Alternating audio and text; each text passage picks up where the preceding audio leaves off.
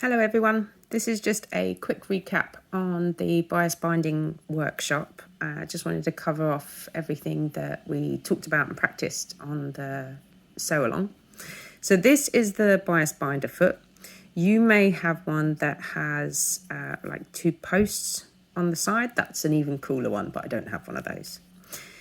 So the binder is a wonderful little attachment, and you send the thread through well, if you look at it from, get it into shot, it has like an outer section. It looks like a set of lips. So your fabric actually slides, this is not in focus, it slides around this section here, and then it curls in on itself as it goes through this cone, and then chomps out the other side all nicely folded. You have a little screw here, and that adjusts how do I describe this? It adjusts how close your stitching is to the edge of the binding.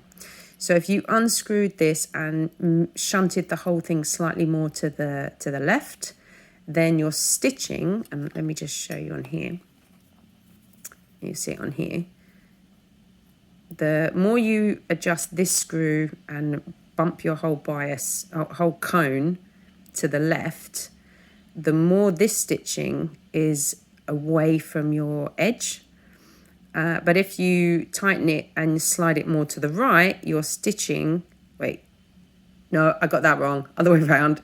If you shunt it more to the left, your stitching will come further away from the edge. If you shunt it more to the right, it will adjust your stitching more to the very tippy edge of your binding. So it will take a bit of practice just to tweak that, just so that you're happy with where your stitching is. Yeah, I got that wrong. What you may also have is a bias binding cutting gauge, which looks a little bit like a seam guide. But if I come in, my camera's not playing with me today.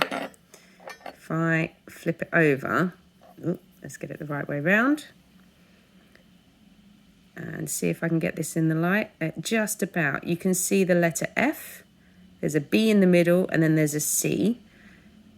F stands for facing, B is binding, and C is cording. And there's this little blue thing that will slide stiffly, there you go, stiffly up and down. So I've just moved it, and now you can see the B.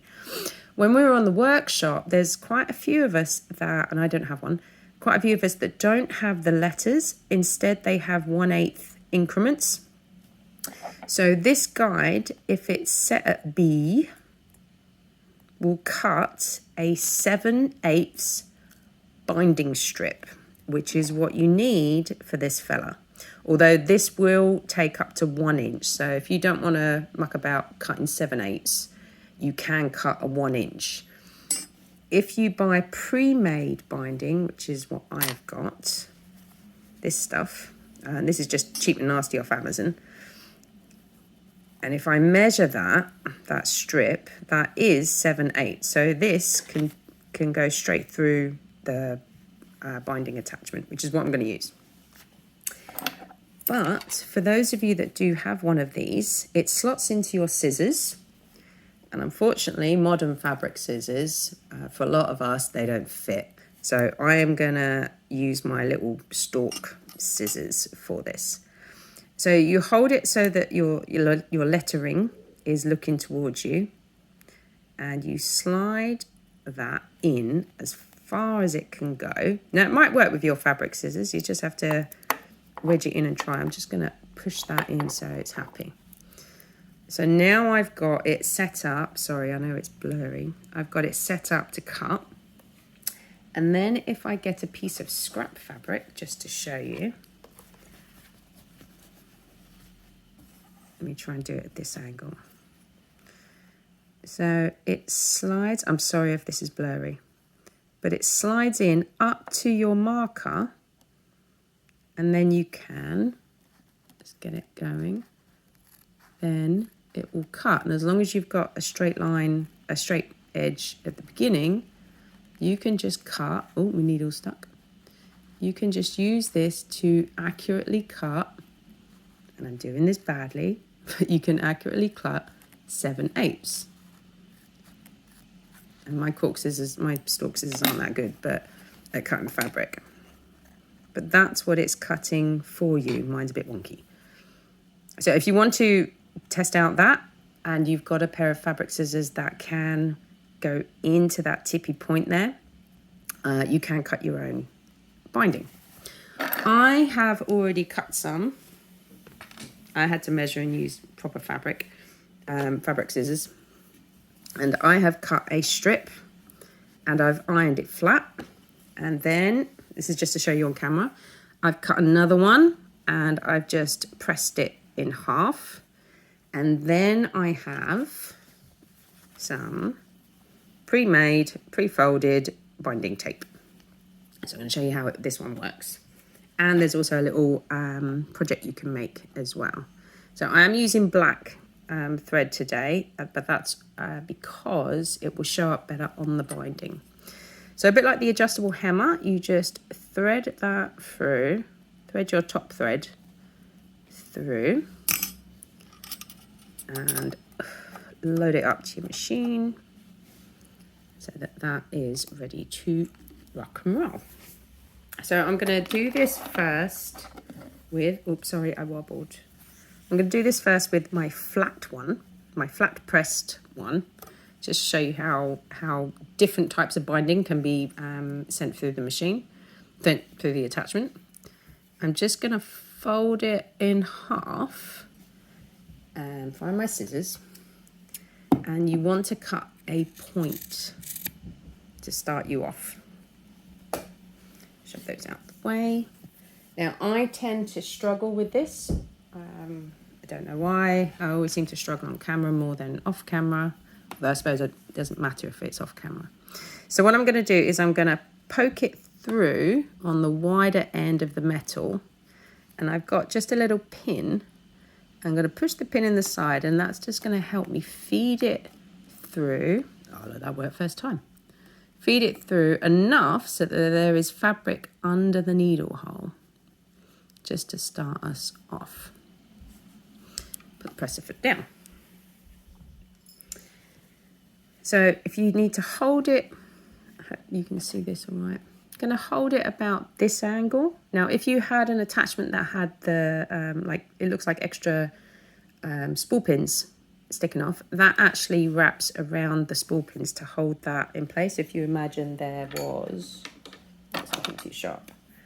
You know, there's two, I think it's usually two spool pins. There's like one this side and one this side. And the fabric, the binding feeds round those two posts. I believe, I don't know until I can get hold of one and actually practice it, but I believe that's how it works. Which seems to make sense because that's kind of how you're going to hold it if you haven't got one. And the only thing to just be aware of is that your fabric is folding over at the same rate. Now I'm on a treadle, which means I'm going to have to just get that started first, and then I'm just going to hold it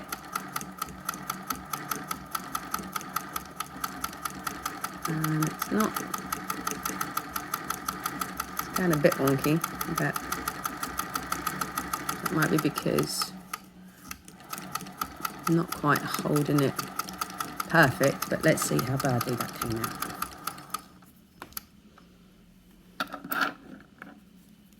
This might be because I didn't press it. That's not too bad. It's a bit buckled, and that's probably because it's, yeah, look, that's a bit buckled actually. Okay, pretend that we didn't do that. All right, we'll try again. With homemade binding, already pre-ironed in half. Same thing again. I am just going to cut a point. And this, like all the attachments, they do take a bit of practice. This one isn't that hard to get started, not like the adjustable hemmer one, which is fiddly. So I'm going to, no, I am, slide that through. I'm going to use my pin just to catch the fabric and just drag it over. Now I think this stuff that I cut on the red is actually 1 inch, and that might be why it's not playing about. Although the book of words, the vintage book of words on this attachment does say you can use 1 inch. But let's try again. Maybe that 1/8 really does make a difference. Yeah, because it's trying to catch over a bit. Funky.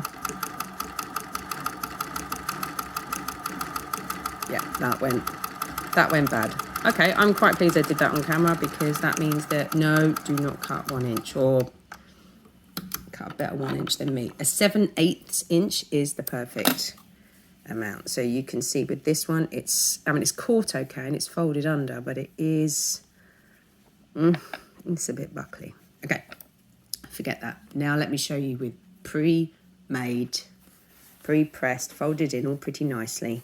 I have already cut the end, the corner off. So I'm going to slide that through. And with a pin, just hook that under. Now this is 7/8 pre-folded, pre-made binding. Let me just trim the end because I don't want to sew too much and bore you to death. Oops, sorry. Perhaps because it's the right size, so you can see that's feeding in lovely and nicely. So actually, yes, ignore that. 7/8 inch wide is perfect. If you can get pre-folded, pre-pressed, there you go. Look, it wasn't really holding it too much, but that will actually pop through nice. Much nicer, much cleaner. Now, why would you just make binding on its own and not be attached to anything? Well, this can make really nice little hooks or straps. You could have it like as a little hooky strap thing. You could, and I've seen it in the book of words, you can, if I get this right, if I hold it at, finger press that a bit, you can actually use them as toggle loops. So if I trimmed that, if I hold it at that angle, you imagine this on a little pretty children's coat and a nice big toggle going through. So they do work quite nicely as little toggles. So you've got little things like that. I've used them to make little loopies things to, and made a little pod, and that acts as a loop. So making binding on its own is quite handy. It creates a loopy, strappy thing. But it takes practice. So next I am going to show you other half of this attachment, which is, let me just prep it ready for you. So again, I'm just using the pre-made stuff. I'm going to open it up and flip it that way. Fold it in half, trim off the corner. Now we're going to put some fabric and attach some fabric to it. So same thing again, slide that through. There's my pin.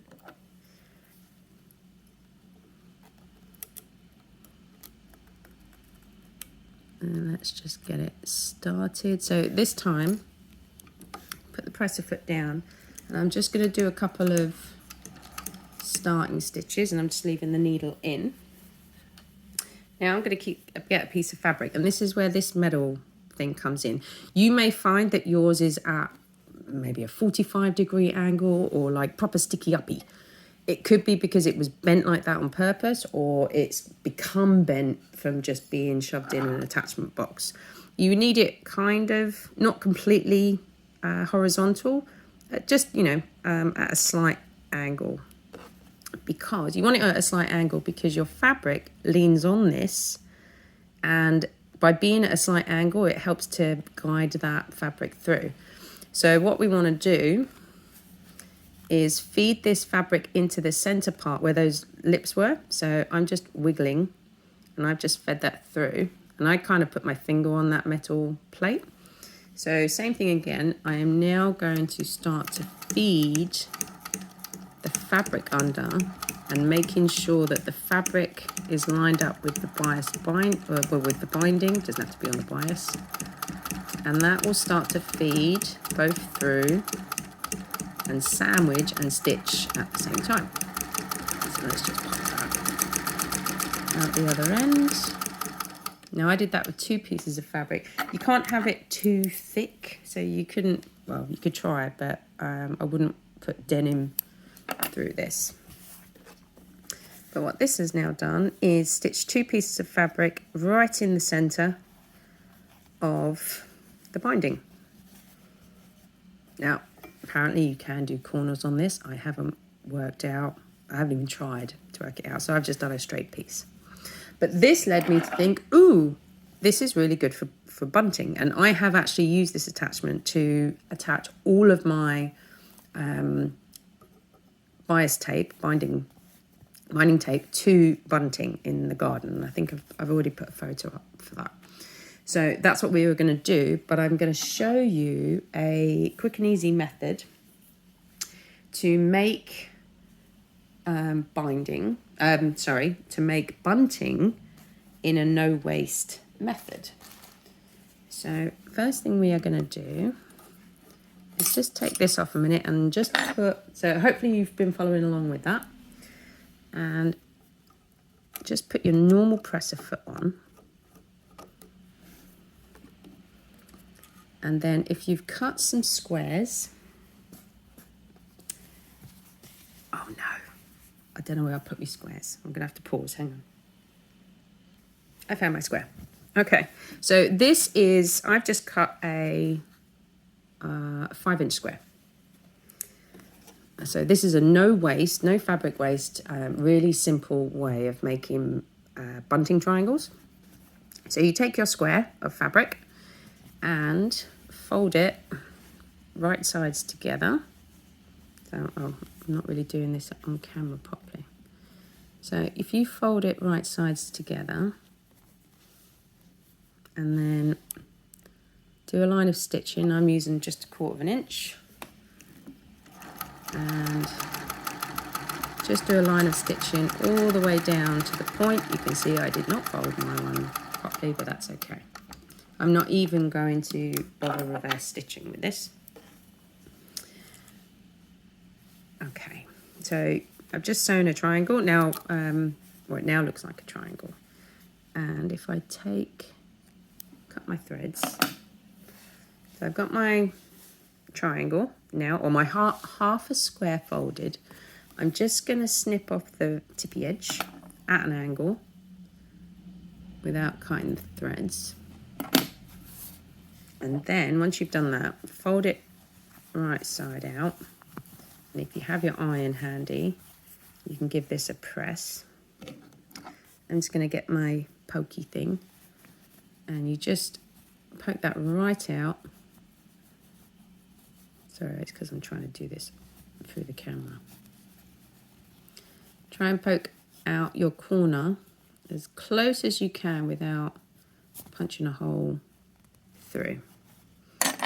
So now, if I hold it at this angle so you can see, if you do it so that the seam is in the center, you now have a triangle. Now, if you press this with the iron, it makes it much more crisper. But what we're now going to do is take this section and poke it inside. Obviously, if you've got the iron, hang on, I have to do this off camera. If you've got the iron, you can give this a good press. What I've done is just tucked in that end corner, and now you have a very beautifully shaped bunting triangle. And what I do now is just, you can base stitch or that, but I am just stitching down that edge that I have just folded under. Ta-da! That just holds that in place. Although, you know, you can then, if you wanted, you could go around and top stitch if you wanted. But this is, yeah, so this is a no waste bunting triangle, and it also means you're not having to cut individual triangles. Now on the workshop, and we made a few of these, and let me just show you. So this is what I made on the workshop, which can't really see in view if I turn it at that angle. Just attaching binding to our triangles to make a little pretty bunting. But with the no waste method, you can make any size triangle, or you can make any size bunting and it's not quite fiddly. So this is teeny tiny ones. We actually talked, you know, I'm actually going to make these to make like a little Christmas bunting thing to go around the tree, or you can make them for a doll's house. You can use up all your scraps. So I have used, these are just 2.5 inch. So I took my 5-inch square and just chopped it into quarters. I now have little tiny 2.5 inch triangles. And I've already just pre-stitched them, you can see. So now what I'm going to do is add them to the bunting, I have no words today. I am going to attach them to the bias binding tape. So first of all, let's take this off. And you can see how quick and easy this is, and you decide on the gap between each bunting triangle. As I say, it's quite sweet to make. I mean, you can make bunting any size, and it's quite a simple project, but doing it with this little guy, did I just knock that on? No. Doing it with this little guy does make it quick and easy. So let's get it set up. I now have my bias tape. I'm using white now because I think it goes well with the red fabric. I'm gonna fold that in and take my little pin and just slide that so that there's enough under the needle. So I'm gonna just, with any bunting, it's a longer little bit at the end. So I'm just going to get a tail going as such. And I'm going to just leave that in. Now you can get some speed going with this, and you can get a good rhythm going. I'm going to turn mine so they're right sides facing up. So my seam is on the back, but it doesn't matter as long as you're doing it in the same way each time. So I am going to just feed that through, wiggle it in a little bit, and then start off the sewing, and you want to just get that first one going. I'm going to try and treadle slowly, because while it's still stitching, I can start feeding in the next one. Just making sure that catches all the way under, and going nice and slow. I can now feed in the next one. Didn't I have 4? I did. And then let's feed that last one through. And let's pretend I've done a million zillion of these, and it's in Christmas fabric, and it's going to go nice and sweetly around my Christmas tree. Ta-da!